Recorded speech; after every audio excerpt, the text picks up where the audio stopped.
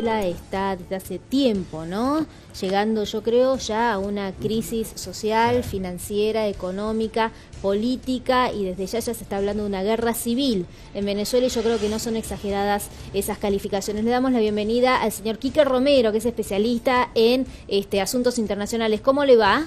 ¿Qué Bienvenido. tal, Verónica, Andrés, Emiliano? Buenas noches, ¿cómo están? Muy buenas noches.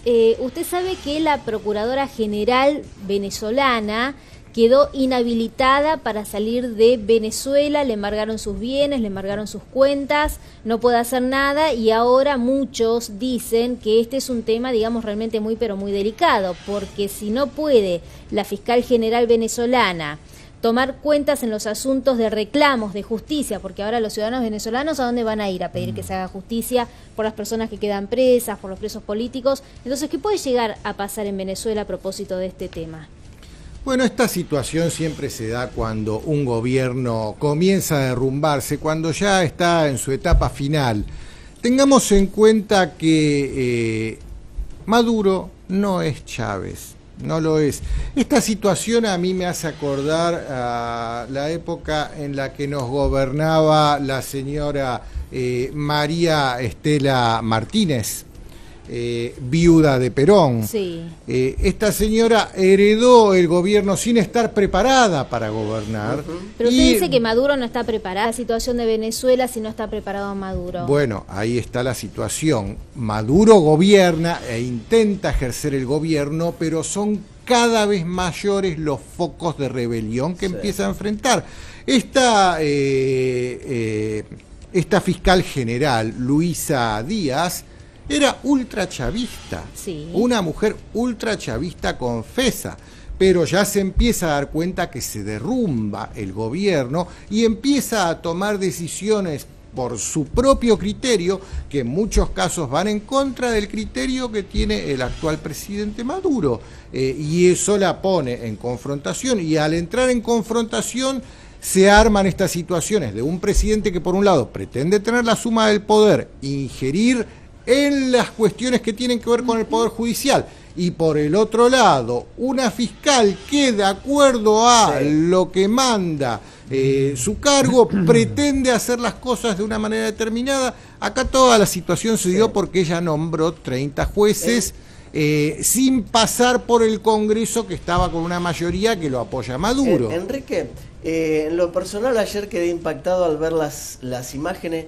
no solo en la Argentina, sino en todas las cadenas internacionales, del helicóptero, del famoso helicóptero, atacando el superior tribunal. Pilotado por Óscar Pérez. Claro, pero ahora, según me tomé el noticia, era la información. Bueno, entonces, siempre pasa eso, según quien cuenta la noticia nos hablan del régimen se nos de puede Maduro. Ilustrar. Claro, volvemos a lo mismo, fuerzas que durante el gobierno de Chávez estaban alineadas con la revolución bolivariana, hoy empiezan a sublevarse porque ven el derrumbe del gobierno. Situaciones todavía en el siglo XXI no se termina de escribir desde dónde vienen generados. A ver, en el único país donde no hay golpes de Estado es en Estados Unidos. ¿Por qué? Porque en Estados Unidos no hay embajada de Estados Unidos. Sí. Pero... Ahora, a propósito de ese tema, ¿no?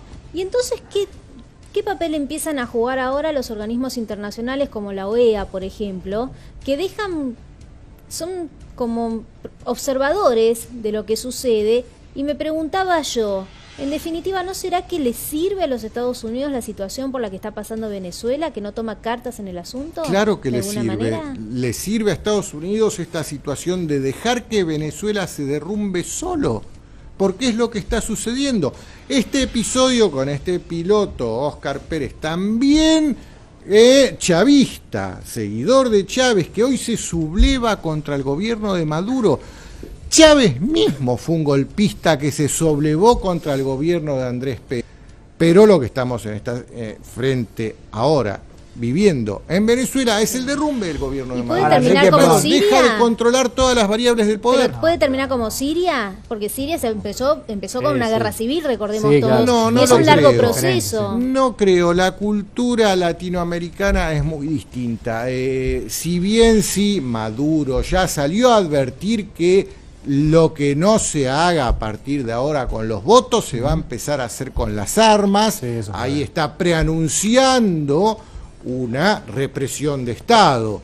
Si esa acción la va a ejercer el Estado, evidentemente va a venir una reacción por parte del pueblo y podemos llegar a ver enfrentamientos desde ya, pero ya, llegar a llamarlo guerra civil me parece ponerlo en una categoría demasiado alta. Yo creo que antes de esa situación el gobierno de Maduro se va a caer solo, porque ya deja de tener control sobre las variables de poder. Estas anteriormente estaban alineadas con la revolución bolivariana, dejan de estarlo y cada vez son más los focos que van apareciendo ahora, de Enrique, disconformidad dentro de lo que son los factores que hacen al manejo del poder en Venezuela. Ahora, Enrique, hablando de esos factores de poder, ¿no? En Venezuela el ejército es uno fundamental. Fundamental. Y quiero preguntarle si lo que pasó el otro día, este secuestro de un helicóptero para tirar granadas sobre el Supremo Tribunal de Justicia, puede ser también una especie de metáfora del futuro, teniendo en cuenta que la oposición viene desde hace rato, ¿no? Retraída, con problemas de composición, de unidad, más allá de la mesa de unidad democrática, que de unidad tiene poco y de democrática está por verse, viene repeliendo desde primer término el gobierno de Maduro. Recordemos que las muertes por protestas en Venezuela se empezaron allá por principio de 2014, a poco de que Maduro ganara. ¿Es posible que el papel de la oposición sea cooptado por un ejército que se subleva? Primera vez, y en esta etapa de democracias latinoamericanas sucedió. No es que sucedió en el siglo pasado o en los años 70, donde era algo muy habitual y muy bien promovido desde Washington. No, ya sucedió. Pero sí, es totalmente posible. ¿Por qué? Porque en Venezuela no existe una oposición en serio.